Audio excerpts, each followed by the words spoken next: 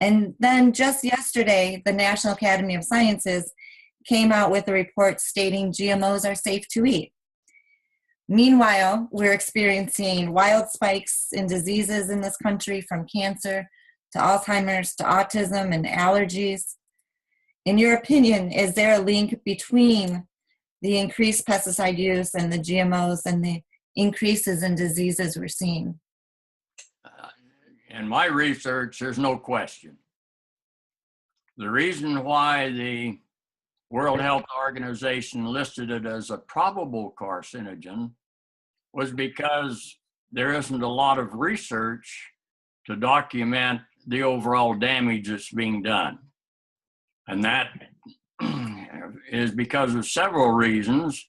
If you look at the open statement of the 26 scientists that the EPA and USDA pulled together in the North Central region and Eastern region, they took the top scientists back in the early days of GMO, pulled them together, and they said, we want you to evaluate the safety of GMO crops.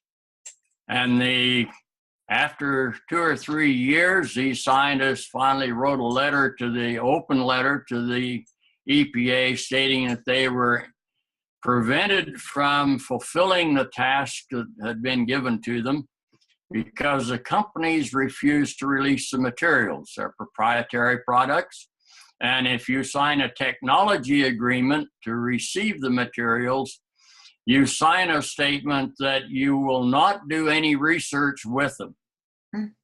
So that the ability to test these materials is up to the companies and their generosity. The other statement, the other part of that statement that these 26 scientists all unanimously provided to the EPA was that they were threatened with lawsuits if they released any material that was negative, any data that would be negative to the genetic engineering process. So essentially the World Health Organization saying, we listed as a probable. There are some very definite studies that document the carcinogenicity and, for instance, for non-Hodgkin's leukemia, but said we can only list it as a probable for humans,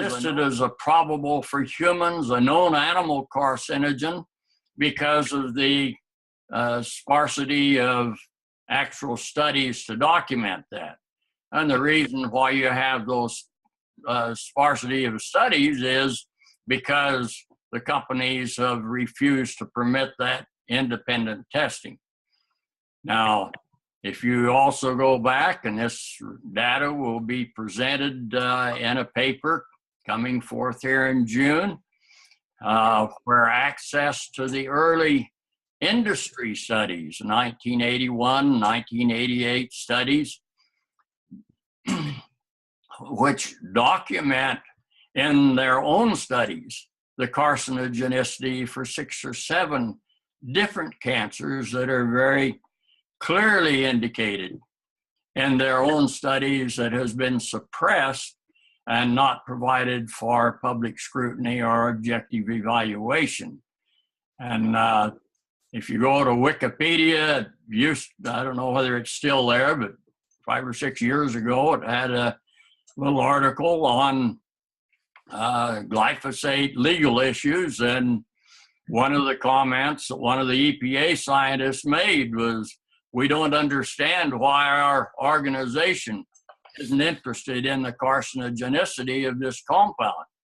Again, they had access to some of these early studies of the companies themselves, which would indicate that particular aspect of glyphosate as a carcinogen. So that material will be coming forth, will be in the public domain